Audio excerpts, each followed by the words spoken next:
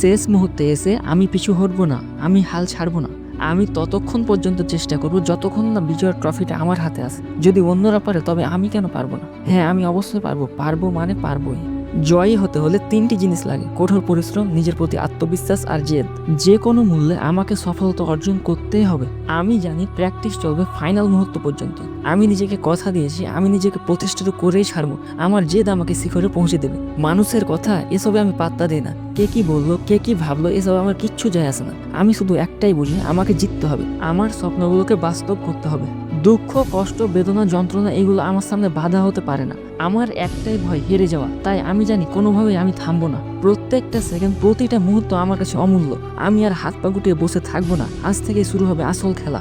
আজ থেকে আমি আমার সমস্ত শক্তি উজাড় করে দেব। আজ আমি পায়ের বেড়ি খুলে দিয়েছি। আমার ভেতরে আগুন এবার প্রজ্বলিত হবে। আমার শত্রুদের চোখে আমি সফলতার আলো দেখাবো। কে বলেছে আমি পারবো না? আমি সব পারবো, সব। অসম্ভব, ইম্পসিবল, ডিফিকাল্ট বলে কোনো শব্দই আমার ডিকশনারিতে নেই। আমার বিশ্বাস, আমি চেষ্টা করলে সব পারবো। চেষ্টা করলে সব কিছু সম্ভব। একবার হারবো, 2বার হারবো, কিন্তু হাল ছেড়ে দেবো না। প্রয়োজনে 1000বার চেষ্টা করে হলেও সফল হব। কারণ মাঝপথে হাল ছেড়ে দেওয়ার মতো কাপুরুষ আমি নয়। আমি জানি আমার স্বপ্ন সত্যি হবেই। এবার সময় এসেছে নিজেকে প্রমাণ করার। এবার আর আমি অপরচুনিটির অপেক্ষায় বসে থাকবো না। এবার আমি নিজের জন্য অপরচুনিটি তৈরি করবো এবং শেষ পর্যন্ত লড়ে যাব আর নিজের সফলতাকে ছিনিয়ে আনবো।